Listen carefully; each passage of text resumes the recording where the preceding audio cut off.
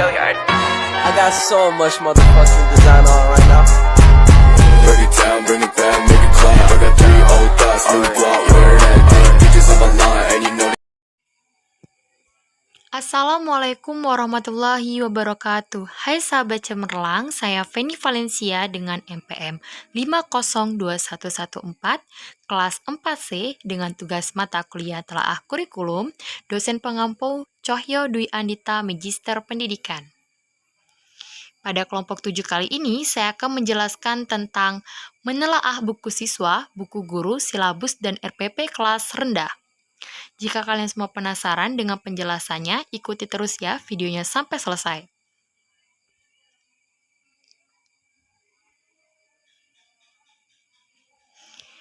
Baiklah, materi pertama yang akan saya bahas adalah buku guru dan buku siswa.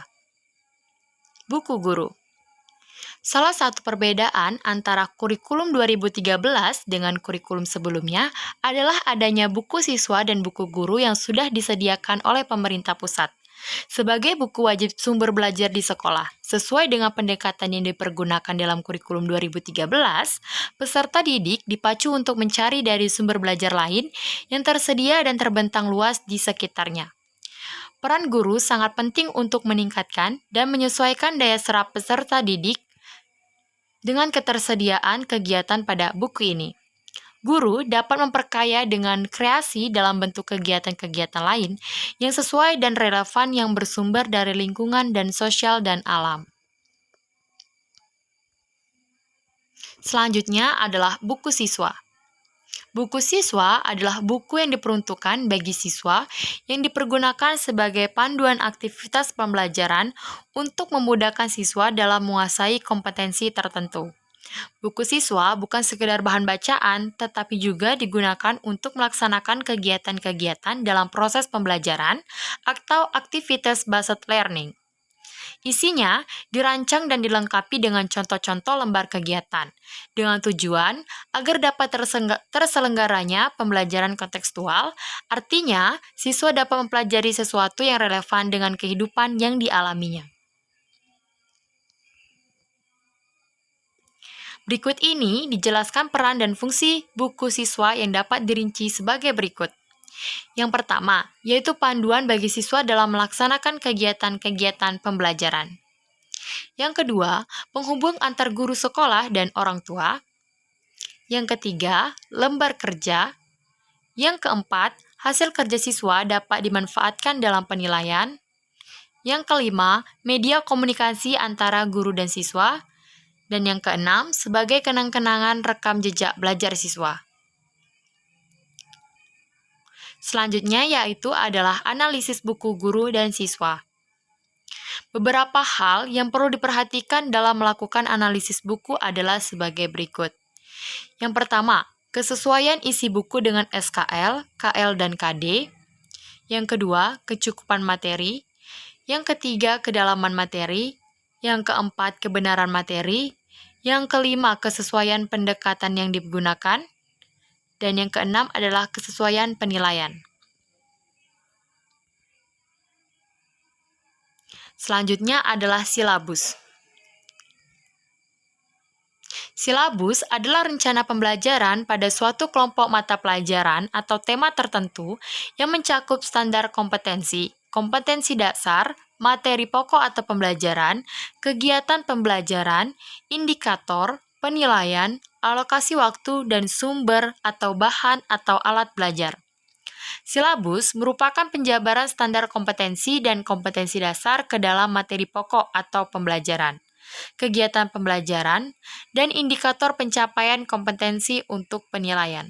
Silabus merupakan seperangkat rencana dan pengaturan tentang kegiatan pembelajaran, pengelolaan kelas, dan penilaian hasil belajar.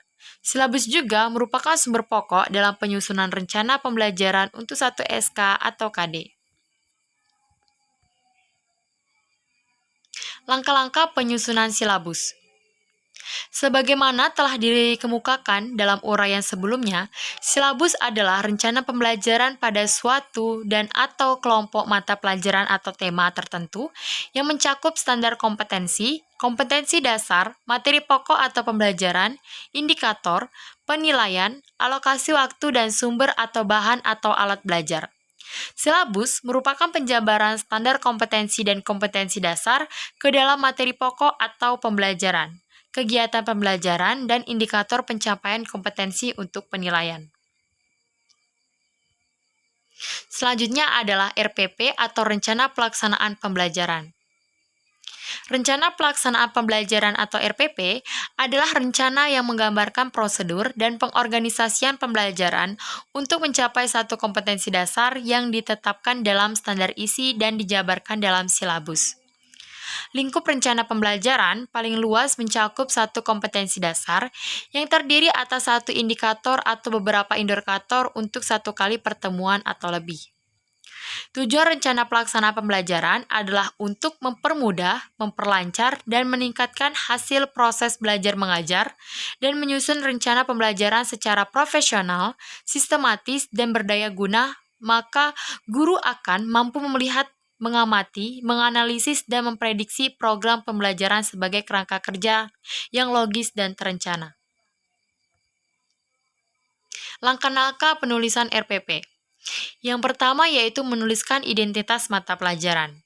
Selanjutnya, menulis standar kompetensi, lalu menuliskan kompetensi, merumuskan tujuan pembelajaran, materi ajar, alokasi waktu, menentukan metode pembelajaran yang akan digunakan, merumuskan kegiatan pembelajaran, menentukan media atau alat atau bahan atau sumber belajar, penilaian hasil belajar, dan indikator kompetensi. Itulah penjelasan dari saya, semoga bermanfaat ya untuk kalian semua. Terima kasih.